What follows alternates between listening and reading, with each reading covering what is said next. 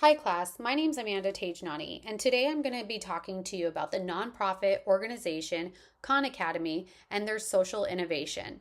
Their mission is to provide a free world-class education for anyone, anywhere. Khan Academy was founded by a man named Sal Khan in 2008. They are a nonprofit organization that is based in ed tech, meaning that they provide an online learning platform. The gap in education is a preventable problem. We can see that here based on the fishbone analysis, which really helps us dive down into what is the root cause issue of the education gap. Why is this problem happening? When we look to the ribs, we can see connectivity gaps, foundational skills gaps, poverty and inequity, and data and policy limitations. Going down onto the spine of the fish, we can see the mission of Khan Academy.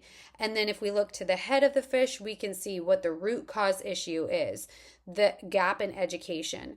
So I think it's important to note here that there was a UNESCO study in 2020. This was obviously the height of COVID that reported 1.6 billion learners in more than 190 countries. That's 94% of the world's population were impacted by educational institutional closures. Fortunately and unfortunately, Khan Academy had existed prior to this, and so they were able to help with the issues that came up during 2020. But even now today, we can still see, if we look to the meat of the issue on the fish, limited internet access, lack of devices, unequal early learning opportunities, and so on. All of these issues really are systemic. And this is why the fishbone analysis helps us to really tackle problems when it comes to social innovation. So you might ask, how does Khan Academy use tools in order to help them solve the issue of educational gaps?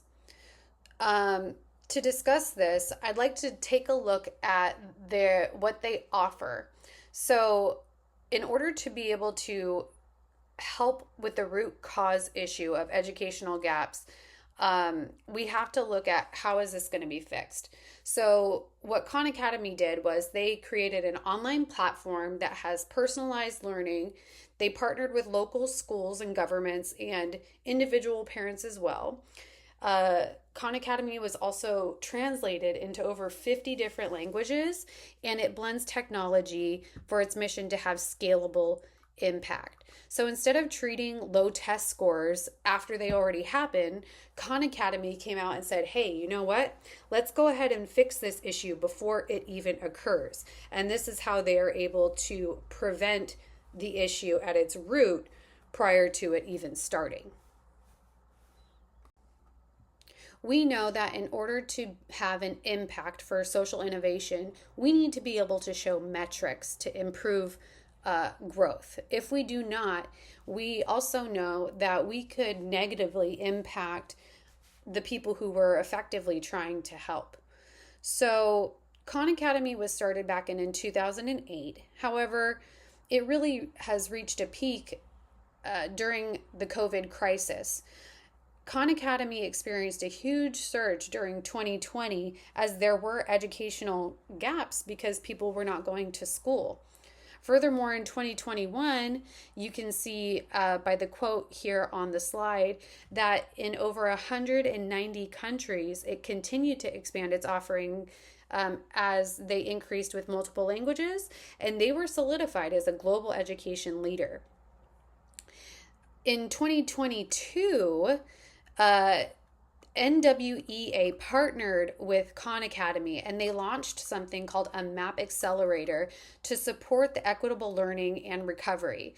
The program reached hundreds of thousands of students across multiple U.S. school districts and provided free or low-cost personalized learning that was tied to NWEA's MAP growth assessment. And so this was just another way that they could measure their metrics and have more of a positive impact. Successes and challenges are bound to come when you have a nonprofit organization. Khan Academy has been very successful and had widespread global adoption of their platform. They have created great partnerships with school districts and parents in general, and they've also been recognized as a leader in the ed tech space. However, they definitely have some challenges. They have reported themselves through various blogs and reports that they have issues with people accessing the platform in areas of low connectivity. And they heavily rely on funding from organizations like the Gates Foundation and Google and other philanthropic organizations. So it makes them be in a vulnerable state due to these donations, because should the Gates Foundation decide one day that it's not something that they want to invest in, Khan Academy would have a really big problem because they would have no way of being able to sustain. And they also have a challenge when it comes to measuring the long-term impact of the platform, meaning if somebody uses Khan Academy for an extended period of time, there aren't metrics out there that can show this person will go to college, this person will make X amount of money per year. It also doesn't show any long-term gains for using the platform. And so if they were to follow the users and do something like a survey years after the user completed their courses with Khan Academy, this might help with their metrics as well. Furthering on that topic, I just want to say that most studies that I found focus on the short-term gains, like, for instance, math growth in a school year. But the long-term educational outcomes of graduation rates, job opportunities, and academic persistence are, it's effectively harder to track. Expanding the long-term data collection would definitely help Khan Academy prove their sustained social impact. These recommendations aren't just about reinventing Khan Academy, it's more about strengthening the areas where their model could deepen its social innovation impact. So if they addressed access barriers, if they empowered teachers more, if they were able to localize content and improve long-term measurement, Khan Academy could be more of a powerful tool to really create a systemic change. Khan Academy could scale to have a greater impact.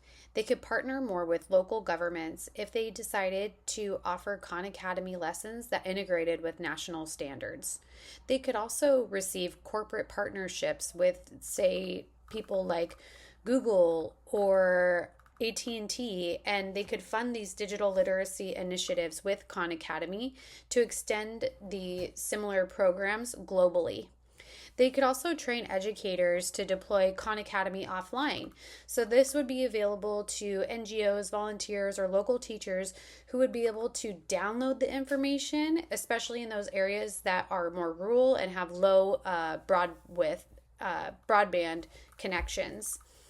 Furthermore, they could also explore AI for tutoring, especially in classrooms that are multilingual. This would especially be helpful for them as well. I'm going to end with a quote from the founder, Sal Khan. If we can deliver on the mission, we can empower billions of people to improve their lives through education. Khan Academy exemplifies preventative social innovation. They've tackled the education inequity at a global scale to help people access learning. With this thoughtful improvement and the partnerships that we've talked about, this could deeply impact their social mission and be able to have them be more widely available on a global scale. Thank you so much.